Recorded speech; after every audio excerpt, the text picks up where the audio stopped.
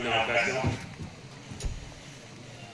ఈ రాష్ట్రంలోనే ఎక్కడ ఎన్టీఆర్ విగ్రహావిష్కరణలోనైనా అది ఏ జిల్లా ఏ రాష్ట్రంలోనైనా మీ తుమ్మల ఎత్తాలని చెప్పుకోవడానికి ఎందుకంటే మీ అందరి దయ వల్ల ఆ మహానుభావుడి కృప వల్ల నాకు ఈ అవకాశాలు వచ్చినాయి.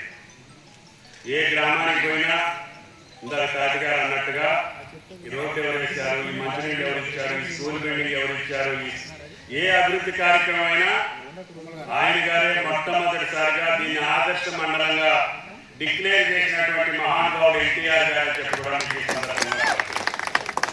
ఆనాడు సెంటీమీటర్ తారుగేటి లేని దమ్మపేట అశ్వరావుపేట నియోజకవర్గాల్లో ఈనాడు ప్రభాకర్ గారికి ఎటు పోయి ఎటు వచ్చినా కూడా ఆయన చింతలపూడికి దెందులూరు పోయేదానికి మన రోడ్లు తయారు చేసి పెట్టాం.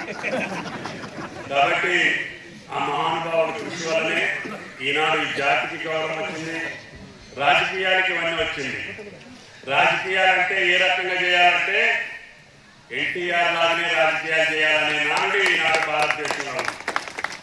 అందుకని ఆయన సృష్టించినటువంటి ఈ వ్యవస్థ ఇప్పటికీ ఏ రాజకీయ పార్టీలో చూసినా ఏ స్థానంలో చూసినా ఆయన సృష్టించినటువంటి వ్యక్తులే నిబ్బరంగా నిర్భయంగా నిజాయితీగా బతకగలుగుతున్నారు.